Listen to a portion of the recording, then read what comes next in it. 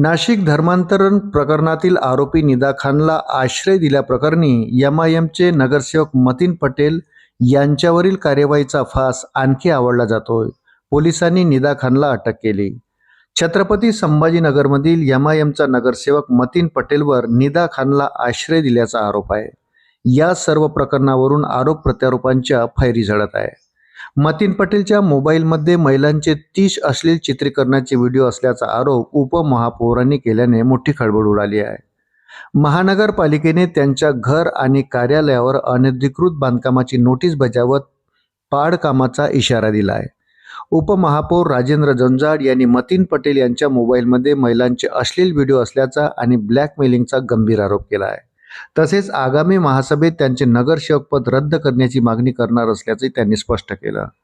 मतीन पटेल फक्त मोहरा असून यामागे मोठं जाळं कार्यरत आहे, असा गंभीर इशाराही जंजाड यांनी दिला आहे। मतीन पटेल यांना छत्रपती संभाजीनगर महापालिकेने दणका दिला आहे। त्यांच्या घरावर आता बुलडोजर कारवाई करण्यात येणार आहे। ज्या घरात निदा लपलेली होती ते घर बेकायदेशीर अतिक्रमण करून बांधलं असल्याची नोटीस महापालिकेकडून देण्यात आली। 3 दिवसात खुलासा न केल्यास घर पाडण्यात येईल असा इशारा देखील महापालिकेकडून देण्यात आला आहे।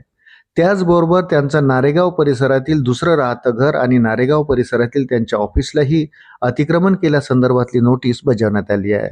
निदा खानला आश्रय दिल्याप्रकरणी छत्रपती संभाजीनगरातील एमआयएमचा नगरसेवक मतीन पटेलला पोलिसांनी सहआरोपी केलंय।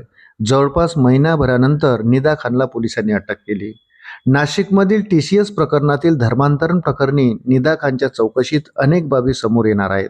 त्याचबरोबर महिनाभराच्या काळात तिला कुणी आश्रय दिला याचाही उलगडा होण्याची शक्यता आहे। अशाच नवनवीन अपडेटसाठी व्हिडिओला लाईक आणि चॅनलला सबस्क्राईब जरूर करा। धन्यवाद।